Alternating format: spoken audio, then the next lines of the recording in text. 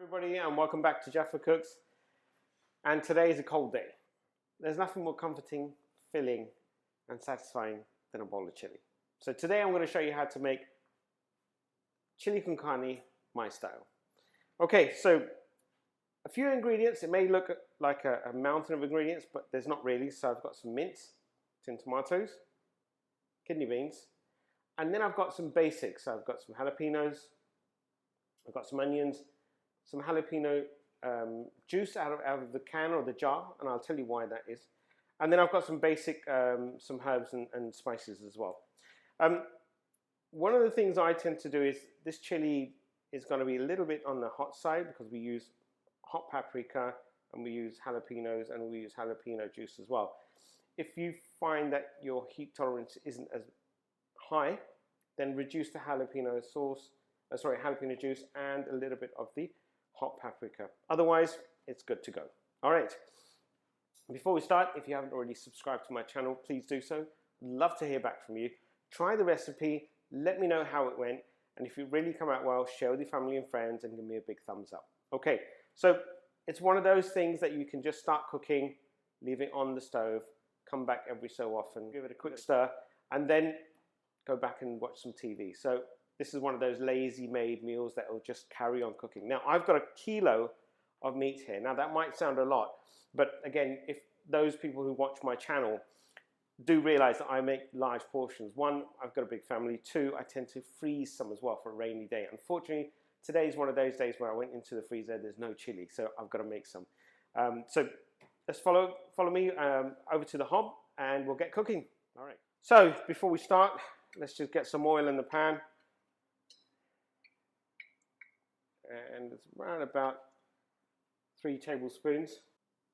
And I'm just going to pop the onions in. And then I'm going to start off with the sauteing of the onions and a little bit of the garlic. And I tend to put the garlic and the onions in together. And that's because I start off on a slow heat. And I don't want to burn the garlic, so I'm just going to really just give it a chance to saute and sweat them off. Now I'm not going to put any of the herbs in yet, or sorry, any of the spices or herbs. And that's because I want to really make sure that my garlic and onions are sauteed and sweat off.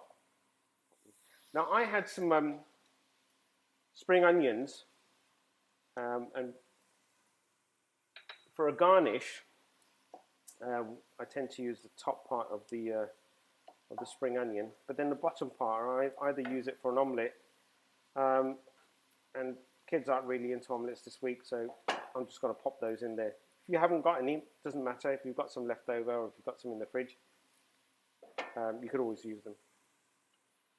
But see, the thing about cooking is it's all about utilization. If you've got things that you can utilize whilst you're cooking, there's no rule to say you can't utilize spring onion that's left over. So by all means, drop them in there. Right, I'm just about to pop in the salt and pepper. Give it a quick mix. Give it another teaspoon and a half, or tablespoon and a half.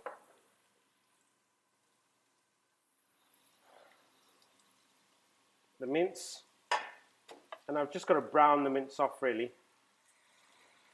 Now I haven't put my smoked paprika or cumin at the moment, and that's because my mince at that time was a bit of a large, well, it was clunked together, and I wanted to break it down. So now that it's broken down, I'll pop my cumin, paprika and smoked paprika. That's hot paprika and smoked paprika. And now I'll mix it in. Now I'm just going to pop a lid over my chili for about 10 minutes. Put it down to medium heat so that the mince can cook off in the steam, and then I'll see you shortly. Okay, so the next stage of the chili con carne is to take the tomatoes and then the tin tomato and just pop them in there. Now at this stage your chili just needs to basically cook off. It'll need around about 25 minutes to half an hour. I'm going to put this on a low to medium heat. Put the lid on and go and watch some TV. And I'll see you back in about 25 minutes. Welcome back, everyone. So this is what my chili is looking like now. So you can see a lot of the tomato is now dissolved into the chili. And what's left, it actually looks like a bolognese sauce, but because of the cumin and the paprika and the smokiness of it, does taste very different. Now, I'm going to take the next step, and that's basically kidney beans. Now, a lot of people throw away the water. I don't. I tend to just put the kidney beans as is. And that just gives it that little bit more, shall we say, a little bit more taste of the kidney beans. What you should be just aware of is the salt content. Just make sure that there's no additional salt to it. Otherwise, that should be okay. The last two remaining items are basically the jalapenos and the jalapeno juice. Now, if I put the jalapenos at this point in time, they'll carry on cooking and they'll basically release more and more flavor. So it'll bring more heat. If your tolerance for heat is less, then I suggest you put them in later on. But we like our chili, and we like our heat, so I'm going to pop both of them now straight in there, and that jalapeno juice just gives it that extra kick. And what I'm going to do now is just give it a quick mix, and I'm going to pop it on a really low simmer heat for about another 15-20 minutes, and then I'm going to come back and show you what the end result looks like. See you back later.